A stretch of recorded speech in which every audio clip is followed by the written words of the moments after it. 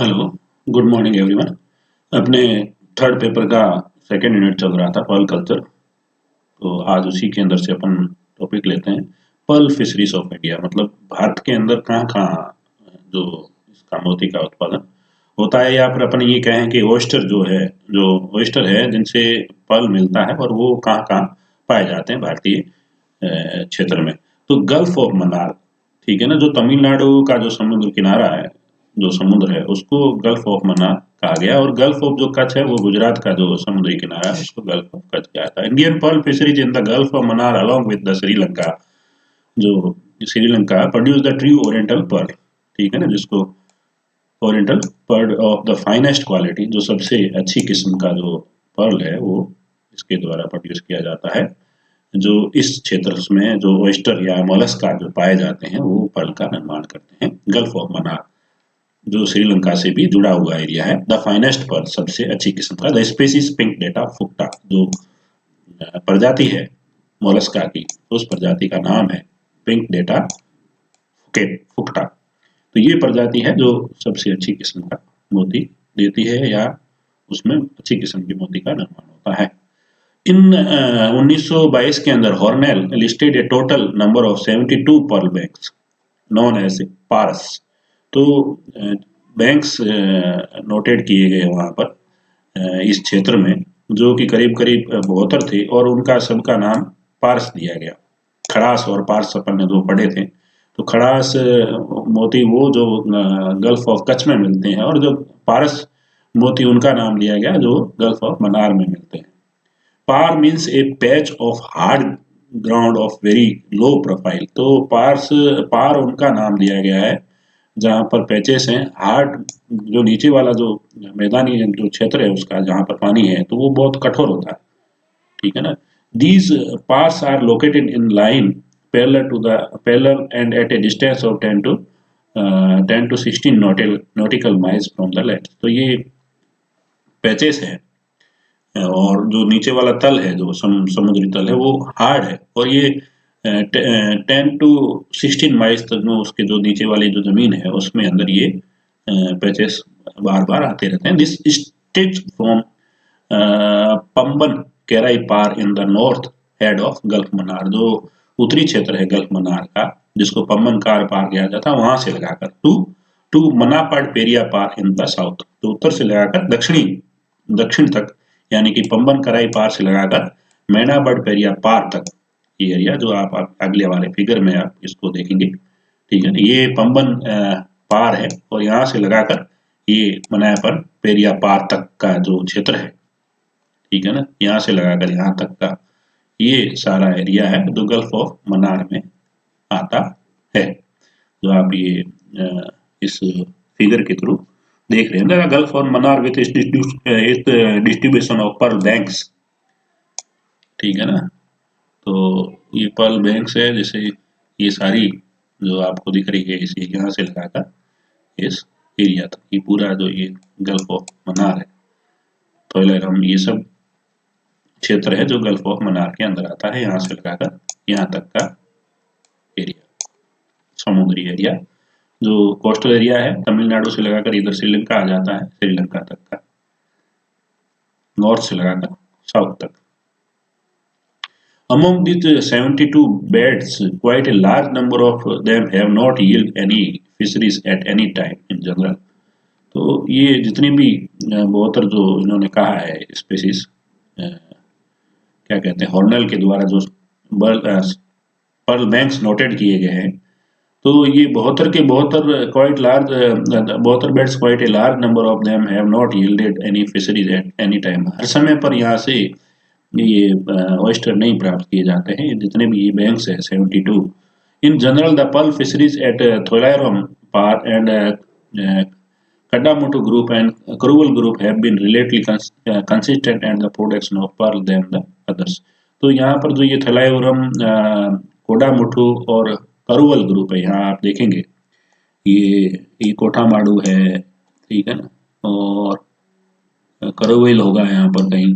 तो वो जितने भी जो क्षेत्र हैं ये है करुवल, ठीक है ना, और ये है कोडामाठू। ये जो ये है जो लगातार जहाँ से ऑयस्टर मिलता है, उनसे पर्ल का प्रोडक्शन होता है। ये थोला या पूर्व, ये जो 3 क्षेत्र हैं, 1 और 2 और ये 3, जहाँ से लगातार जो ऑयस्टर है वो मिलते हैं और उनसे मोती प्राप्त होता है। सारे जो क्षेत्र हैं वो हर समय पर उनमें से ऑयस्टर नहीं मिलता, और या अपन कहें कि वहाँ से जो ऑयस्टर मिलते हैं उनसे हर समय पर मोती नहीं मिलता है। ये यहाँ पर कहा गया है, थलाइवुरम, पार, Kathmandu group and Koraval group have been relatively consistent in the production of pearl than the others। दूसरे से छोड़कर ये जितने भी जगह हैं जहाँ पर जो ऑयस्टर है वो लगातार मिलते हैं। Another pearl fisheries is situated in the Palk bay of तोड़ी, जो पाल्क खाड़ी है तोड़ी, which economically is not successful fishery, जो आर्थिक रूप से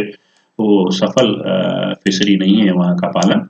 as the oyster are the inferior quality, जो ऑयस्टर है वो सुपीरियर क्वालिटी का नहीं होता है, अच्छी किस्म का नहीं होता है, लो क्वालिटी का होता है। Then those of Gulf of Mannar, जितने जो गल्फ ऑफ मन्नार से अपन को ऑयस्टर मिलते हैं वहाँ से जो मोती प्राप्त करते हैं उनसे लो क्वालिटी का होता है। जो पाल्क बे ऑफ तोड़ी, जो तोड़ी की पाल्क बे खाड़ी है ऑफ तोड़ी के पास में, वो आर्थिक रूप से भी इतना क्योंकि फायदा नहीं होता है उससे।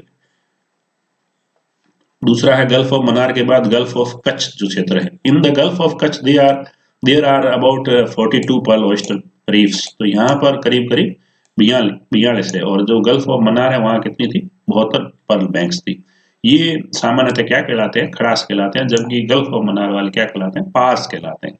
In the intertidal areas of the gulf of Kutch border the coastal line of Jamnagar, जो जामनगर डिस्ट्रिक्ट है गुजरात की, उसका जो समुद्री क्षेत्र है वो उसका बॉर्डर माना जाता है, सीमा माना जाता है। डिस्ट्रिक्ट एंड कवर से टोटल एरिया ऑफ, तो ये क्षेत्र है गल्फ ऑफ कच्छ का, ये करीब करीब 24,000 hectare from Sachana in the east, ठीक है ना, ईस्ट में, ठीक है ना, पूर्व में सचाना तक है, east to the Ajad in the west, और आजाद तक, ठीक है ना, सचाना ईस्ट से लगाकर आजाद पश्चिम तक, पूर्व से लगाकर पश्चिम तक, जो आपके आगे आने वाले फिगर में देखोगे। खड़ा means a hard bottom of the coral, तो खड़ा उसको वहां पर क्या है, जो लैंड है वो नीचे वाली हार्ड है, तो उसको पारस कहा गया है, पार कहा गया है।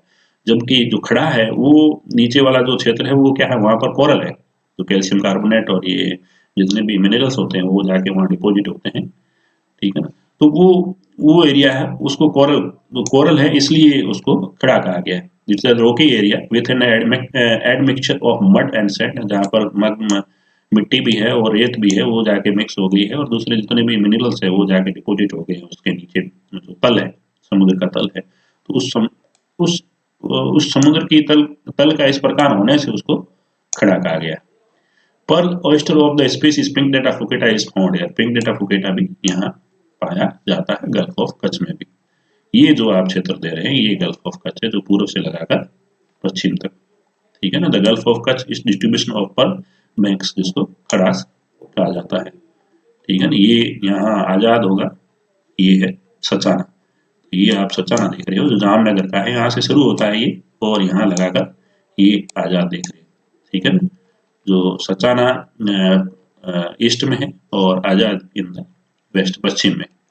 तो ये पूर्व से लगाकर पश्चिम तक का जो एरिया है ये गल्फ ऑफ कच्छ के अंदर आता है, जिसके अंदर करीब करीब 42 खड़ास है, जबकि गल्फ ऑफ मन्नार है वहां पर 72 खड़ास है, बहुत पारस, तो उसको पारस कहा जाता है। उसका जो बॉटम एरिया है या नीचे वाला जो कठोर है वो उसको पारस कहा जाता है। यहाँ पर जो नीचे वाला कठोर है वो ड्यू टू कोरल की वजह से, इसलिए इसको यहाँ पर खड़ास कहा गया है। गल्फ ऑफ कच्छ का जो नीचे वाला बॉटम एरिया है, इस वजह से ये सारी यहाँ पर जो क्षेत्र है जहाँ पर ऑयस्टर मिलते हैं वो एरिया खड़ास कहलाता है, ठीक है। तो ये तो बात होगी ऐसे क्षेत्रों की जहाँ पर अपन भारतीय जो क्षेत्र जहाँ पर ऑयस्टर मिलता है और उस ऑयस्टर से अपन पर्ल प्राप्त करते हैं, जिसमें दो मुख्य एरिया है, गल्फ ऑफ मन्नार और गल्फ ऑफ कच्छ। अब अपन दूसरा टॉपिक लेते हैं इसके बाद, chemical composition of pearl. Pearl की जो मोती की जो रासायनिक कंपोजिशन है, किससे मिलकर बना हुआ है उसकी बात करें। According to Bolman 1941, the nacreous pearl of the Pinctada है द फॉलोइंग कंपोजिशन। जो पर्ल का जो नेक्रियस है उसकी जो कंपोजिशन है वो होती है, ये होती है, जिसको अपन आप इस डायग्राम के थ्रू देख सकते हैं। वाटर इनके अंदर होगा 3.97%, ऑर्गेनिक जो मैटर है, कार्बनिक जो पदार्थ है वो होगा 3.83, कैल्साइट एंड एर्गोनाइट ये इसके अंदर मैक्सिमम पाया जाता है जो मोती के निर्माण में सहायक होता है। कैल्साइट एंड एर्गोनाइट जो कि करीब करीब 91.53% होता है। दूसरे जो अदर्स मटेरियल्स है वो करीब करीब 0.67% होते हैं।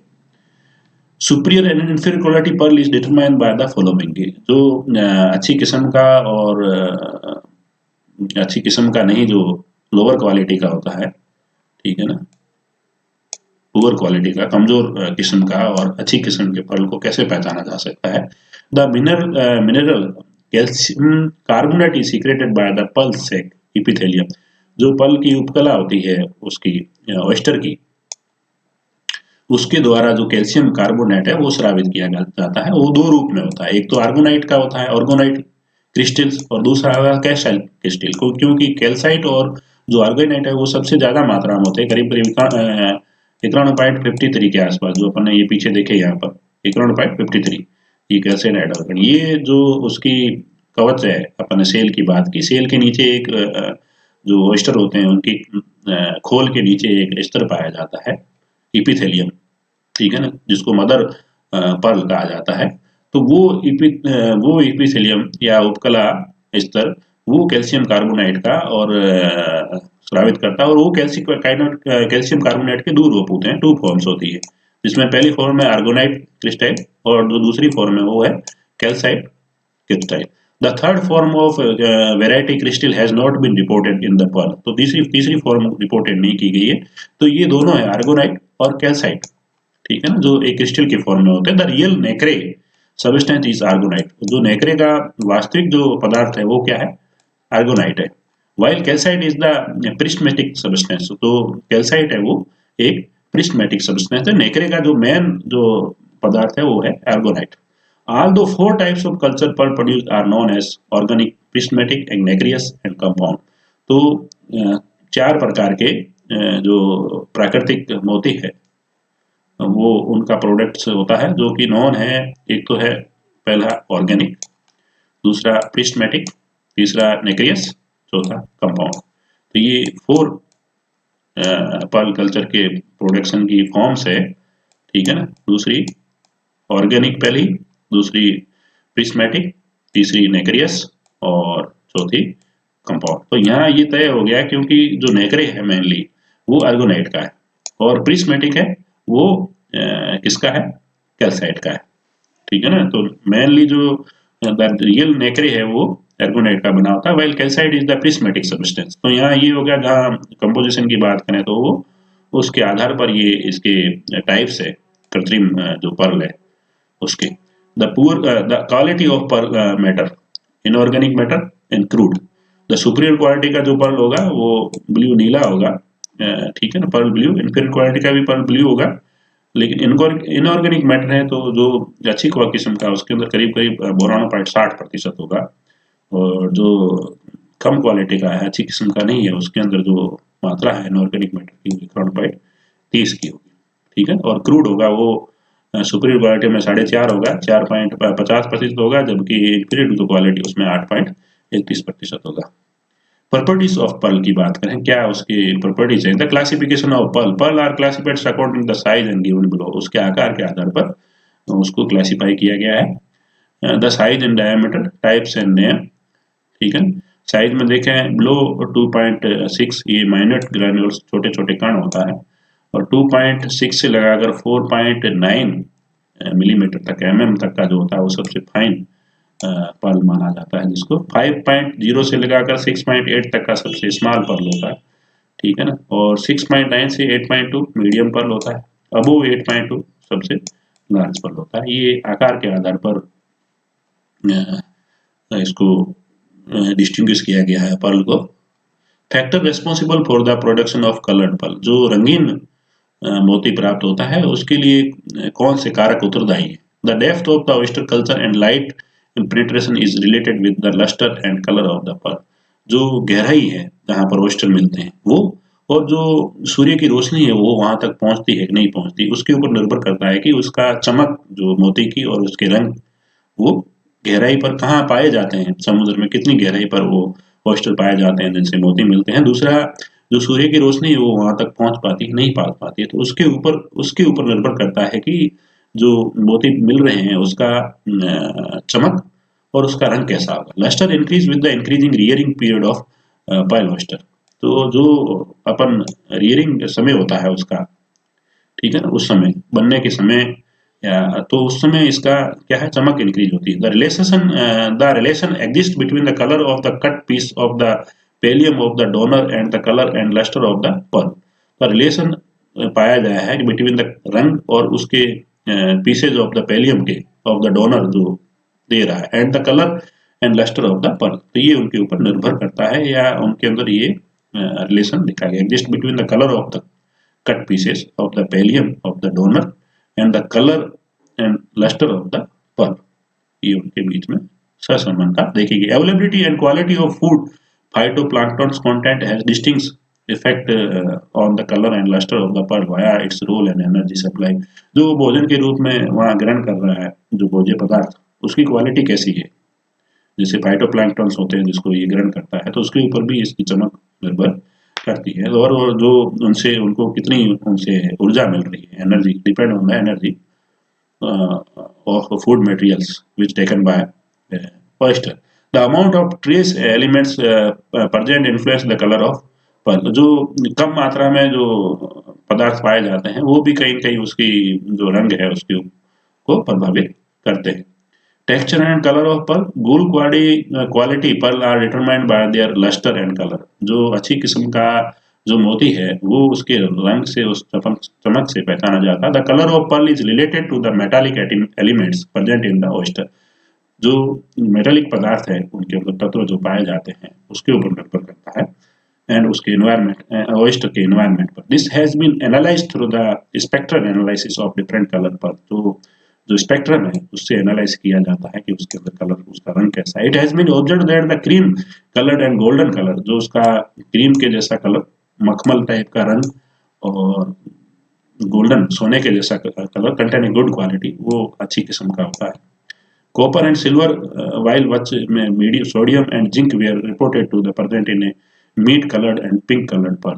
तो जो मीट और पिंक कलर का जो पर्ल होता है उनके अंदर कॉपर और सिल्वर भी और सोडियम एंड जिंक भी रिपोर्टेड किया गया। The result of the spectral analysis is furnished in table. तो स्पेक्ट्रल से जो एनालिसिस किया गया है इसका वो आप आगे टेबल में देखेंगे। The spectral analysis of different colour pearl, ठीक है ना, ये मेटालिक एलिमेंट्स है जो इसके अंदर देखे गए हैं। द कलर ऑफ पर्ल, जैसे मीट कलर है जिसमें सोडियम, ठीक है ना, ये selenium, magnesium, zinc, aluminium, ferrous, silicon, barium, copper, ठीक है ना, ये सारे देखने को मिलते हैं। जैसे गोल्डन कलर है तो ये सब जो मेटालिक है वो किस किस में पाए जाते हैं, ठीक है ना, मीट कलर में, गोल्डन कलर में, पिंक कलर होगा तो कैसा होगा, व्हाइट कलर होगा तो उसके अंदर क्या होगा, बटर कलर, मखमली जो कलर होगा उसके अंदर क्या होगा, ग्रीन रंग होगा तो क्या होगा। ये उनकी उपस्थिति के आधार पर इनका जो रंग है ये वो बदलता है, या उस इन मेटालिक एलिमेंट्स की वजह से इनका रंग ये होता है। Studies reveal that the color of the pearl is determined mainly by the color of the cut pieces of the pallium and the part from where they are cut। तो कई माध्यम से ये भी पता लगा कि जो उसका रंग है वो उसके ऊपर भी डिपेंड करता है कि उसको कहाँ से काटा गया है, कहाँ से वो प्राप्त किया गया उसके शरीर से। तो the colour of the cut piece of the pallium and the part from where they are cut, ठीक है ना, तो वो इसके ऊपर। Further the colours of the cell of the mussels also mark influence on the colour and lustre of the pearl. जो उसकी त्वचा है या अपन कहे उसका जो खोल है, मजल्स का सेल है, उसके ऊपर भी निर्भर करता है कि उसका जो चमक है और उसका रंग है वो कैसा होगा मोती का।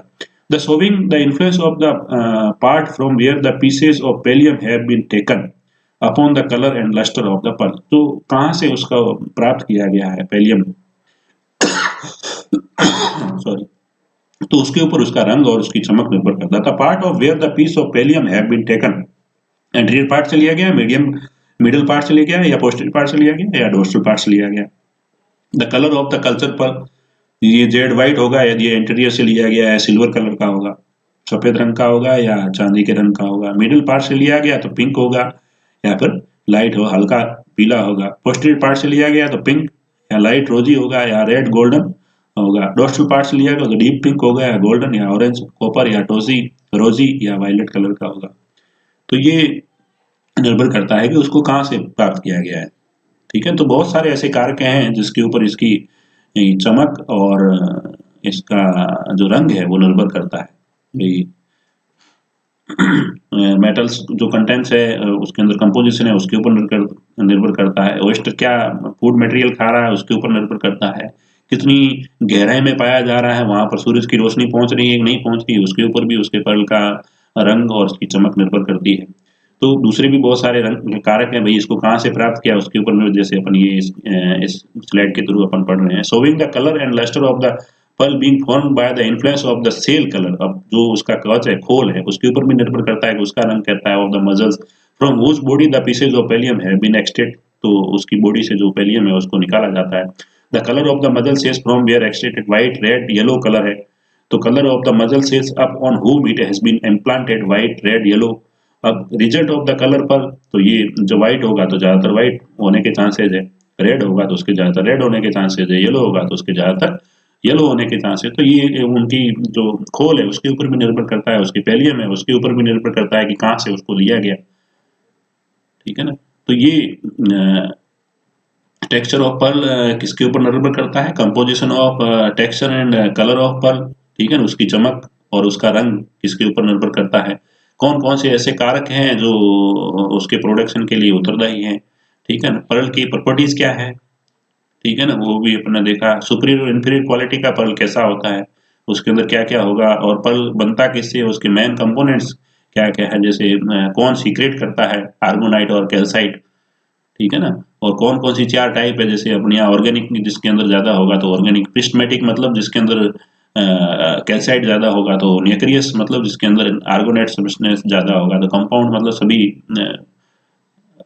ये पाए जाएंगे इसके कंपोनेंट्स। तो उस प्रकार का केमिकल कंपोजिशन इसका क्या है, और भारतीय किन क्षेत्रों में ये ऑयस्टर का कल्चर किया जाता है और वहां से पर प्राप्त किया जाता है। तो इस टॉपिक को यहीं अपन समाप्त करके हैं। इसके पश्चात जो मोती है वो कैसे निर्माण होता है प्राकृतिक रूप से और कृत्रिम रूप से, उस टॉपिक को अपन लेंगे। Thank you.